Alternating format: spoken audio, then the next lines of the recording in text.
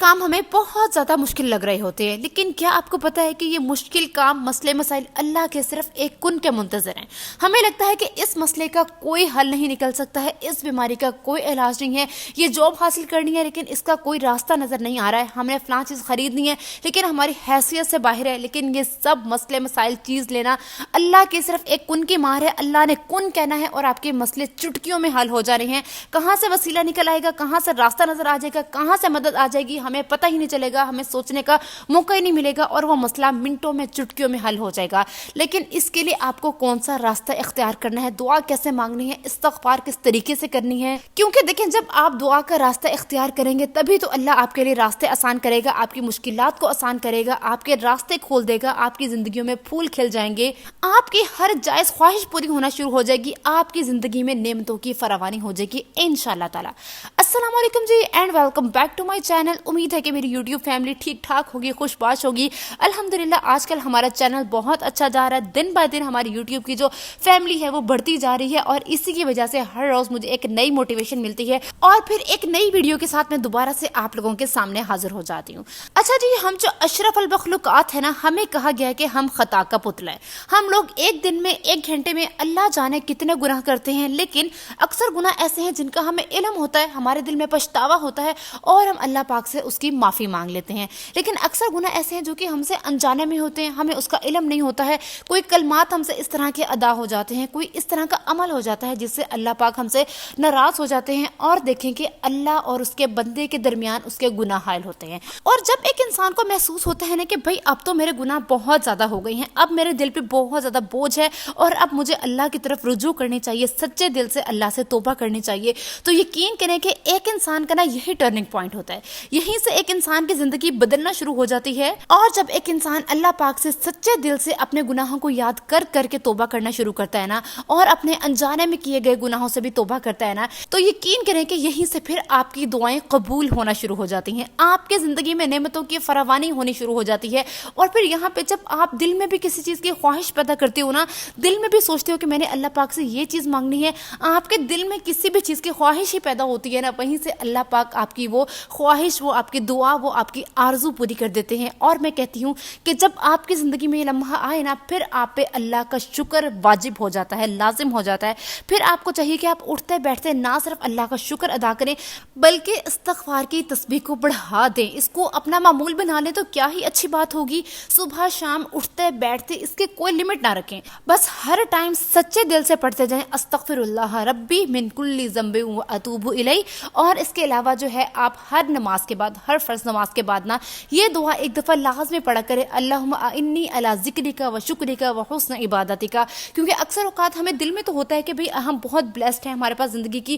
ہر نعمت ہے، لیکن جب آپ منہ سے اسپیشلی اللہ پاک کا شکریہ ادا کرتے ہیں نا، تو پھر اس سے اللہ پاک آپ سے بہت زیادہ خوش ہو جاتے ہیں، ٹھیک ہے۔ تو یہ دعا اللہم اعنی علی ذکرک و شکرک و حسن عبادتک ہر فرض نماز کے بعد ایک دفعہ لازمی پڑھا کریں۔ اچھا، یہاں پہ اگر میں اپنی بات کروں نا، تو میری زندگی میں بھی کچھ چھوٹے موٹے مسئلے تھے، نماز میں میرا دل نہیں لگتا تھا اور پھر مجھے محسوس ہونے لگا کہ میرا دل جو ہے نا وہ اللہ کی طرف سے بالکل ہی بند ہو چکا ہے، بہت زیادہ غفلت کی طرف چلا گیا ہے۔ تو پھر میں نے ایک وظیفہ دیکھا یوٹیوب پہ، اکثر وظیفے بتائے ہوتے ہیں کہ بھئی آپ اتنی دفعہ استغفار کریں، اول آخر یہ پڑھیں، بیسکلی وظیفہ بھی ایک راستہ ہوتا ہے اللہ کی طرف رجوع کرنے کا۔ تو میں نے بھی سوچا کہ میں ایک ہفتے کے لیے نا استغفار پڑھوں گی تو انشاءاللہ تعالی یہ جو میرے کچھ مسئلے ہیں نا یہ حل ہو جائیں گے، ٹھیک ہے۔ لیکن آپ لوگ یقین کریں کہ جب آپ ایک دفعہ استغفار کو اپنی زندگی کا معمول بنا لیتے ہو نا، آپ کو اتنا مزہ آنے لگ جاتا ہے کہ آپ کو پھر یہ چھوڑنے کا دل ہی نہیں کرتا ہے، اور پھر آپ ہر روز استغفار کو اپنی زندگی میں زیادہ سے زیادہ کرنا شروع ہو جاتے ہو۔ پھر نعمتوں کی فراوانی آپ کی زندگی میں اس طرح سے بڑھ جاتی ہے کہ بندہ سوچتا ہے کہ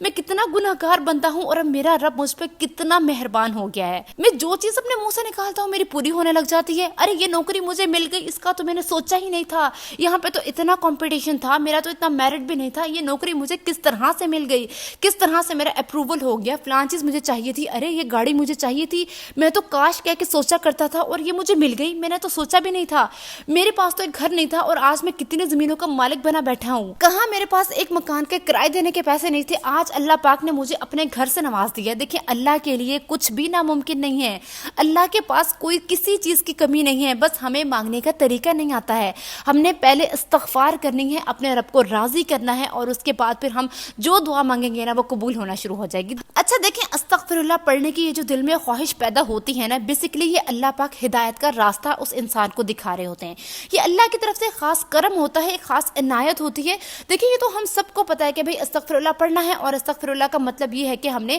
اللہ پاک سے معافی مانگنی ہے۔ سب کو پتہ ہے، چھوٹوں کو پتہ ہے، بڑوں کو پتہ ہے، لیکن ہر کوئی نہیں پڑھ رہا ہے، کوئی انسان ہے جو پڑھ رہا ہے۔ تو یہ بیسیکلی اللہ کی طرف سے توفیق ہوتی ہے، اور یہ جس انسان کو توفیق ہوتی ہے نا، وہی استغفراللہ پڑھتا ہے۔ تو اگر آپ استغفراللہ پڑھ رہے ہیں نا، تو یہ اللہ کی طرف سے ایک خاص تحفہ ہے، یہ اللہ کا خاص کرم ہے آپ کے اوپر، اور اس کے لیے بھی آپ کو اللہ پاک کا زیادہ سے زیادہ شکر ادا کرنا چاہیے۔ اور استغفراللہ پڑھنے کے لیے نا کوئی قید نہیں ہے کہ بھئی آپ نے باوضو ہونا ہے یا آپ کا وضو نہیں ہے، آپ کی زبان پاک ہے تو بس آپ اٹھ رہی ہیں، بیٹھ رہی ہیں، کھانا پکا رہی ہیں، کوئی بھی کام کر رہی ہیں، آپ نے استغفراللہ پڑھتے جانا ہے، ٹھیک ہے۔ اب آتے ہیں اس چیز کی طرف کہ استغفراللہ پڑھنا کیسے ہے، ٹھیک ہے۔ اچھا، تو اس کے لیے بیسٹ طریقہ کار یہ ہے کہ آپ جو صبح شام کی دعائیں پڑھتی ہیں نا، اس کے ساتھ ہی اپنا معمول بنا لیں۔ اول آخر آپ نے درود شریف پڑھنا ہے، اور درود شریف کے درمیان میں آپ سے جتنا ہو سکتا ہے 1000 دفعہ، 2000 دفعہ، 500 دفعہ، جتنا آپ کے پاس ٹائم ہے، جتنا آپ پڑھ سکتی ہیں، اتنی دفعہ آپ نے استغفراللہ پڑھنا ہے۔ لیکن آپ کی نیت صاف ہونی چاہیے، آپ نے دل سے اللہ پاک سے توبہ کرنی ہے، استغفار کرنا ہے، اپنے گناہوں کو یاد کر کے، یا اللہ پاک مجھ سے یہ گناہ ہو گیا، اس کے بعد آپ نے سچے دل سے توبہ کرنی ہے۔ دیکھیں، توبہ تبھی قبول ہوتی ہے جب آپ توبہ کریں اور اس کے بعد دل میں تہیہ کر لیں کہ وہ گناہ میں نے دوبارہ نہیں کرنا ہے۔ جب انسان خود کو اس گناہ سے روک لیتا ہے نا، دل میں تہیہ کر لیتا ہے، پھر چاہے آپ کے گناہ سمندر کی جھاگ کے برابر بھی ہوں گے نا، پہاڑ کے برابر بھی آپ کے گناہ ہوں گے نا، اللہ پاک منٹوں سیکنڈوں میں ختم کر دیں گے، آپ کو معاف کر دیں گے، آپ سے راضی ہو جائیں گے۔ دیکھیں، توبہ کا راستہ تو مرتے دم تک کھلا ہے، جب تک آپ آخری سانس لے رہے ہیں نا، تب تک آپ کے لیے توبہ کا راستہ کھلا ہے۔ اچھا، اب اکثر لوگ وظیفہ کرتے ہیں استغفار کا کسی اسپیسیفک چیز کے لیے، کسی اسپیسیفک مسئلے کے لیے،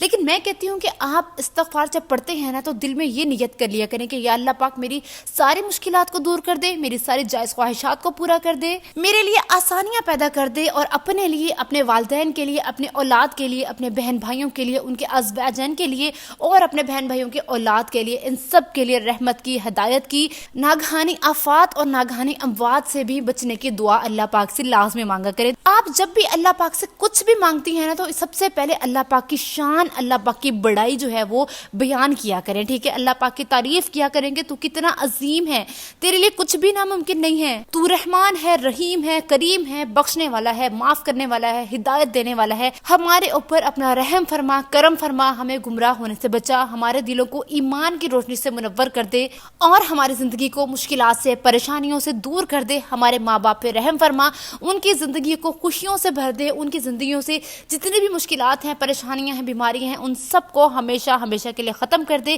اس کے بعد اپنے اولاد کے لیے، ان کی نیک اور فرما برداری کے لیے، ان کی ہدایت کے لیے اللہ پاک سے ڈھیروں ڈھیر دعائیں مانگا کریں۔ دیکھیں، اللہ پاک کے پاس تو کسی بھی چیز کی کمی نہیں ہے، اور آپ جتنا اللہ پاک سے مانگیں گے نا، اللہ پاک آپ کو اتنا زیادہ عطا کریں گے، اس دنیا میں بھی اور آخرت میں بھی انشاءاللہ تعالی۔ اللہ پاک ہم سب پہ اپنا رحم کرے، کرم کرے، اور میری یوٹیوب فیملی کی بھی جتنی جائز خواہشات ہیں سب کو پورا کرے، اور ہم سب کے دل میں نا ہدایت کے راستے کھول دے۔ آمین ثم آمین۔ تو مجھے دعا میں لازمی یاد رکھیے گا، ٹھیک ہے جی۔ استغفار کرنے کو اور شکر ادا کرنے کو اپنا روز کا معمول بنا لیں، یہ کوئی بڑی بات نہیں ہے، اس میں کوئی زیادہ ٹائم نہیں لگتا ہے۔ اس کے لیے آپ کو اس چیز کا بھی دھیان رکھنے کی بالکل ضرورت نہیں ہے کہ میرا وضو ہے یا نہیں ہے، زبان آپ کی پاک ہوتی ہے، اٹھتے بیٹھتے، کھانا پکاتے، آٹا گوندتے، آپ بس ذکر اذکار کرتے رہیے، اور یقین جانے کہ جب آپ ذکر کے نزدیک ہوتے جائیں گے نا، آپ کا جو دھیان ہے نا، وہ چغلیوں سے، دوسروں کے ٹو میں لگے رہنے سے، دوسروں میں عیب ڈھونڈنے سے خود بخود ہٹ جائے گا۔ اور جب ان چیزوں سے آپ کا دھیان ہٹنا شروع ہو جاتا ہے نا، پھر آپ کی زندگی میں سکون آنا شروع ہو جاتا ہے، ٹھیک ہے۔ تو خود کو بدلیے، خود کو اللہ کے نزدیک لے کے جائیے، زندگی کا کوئی بھروسہ نہیں ہے، آج ہیں کل نہیں ہوں گے، اللہ کو یاد رکھیے، اور آخرت میں یہی چیز ہمارے کام آنی ہے۔ ملتے ہیں جی نئی ویڈیو میں، اللہ حافظ۔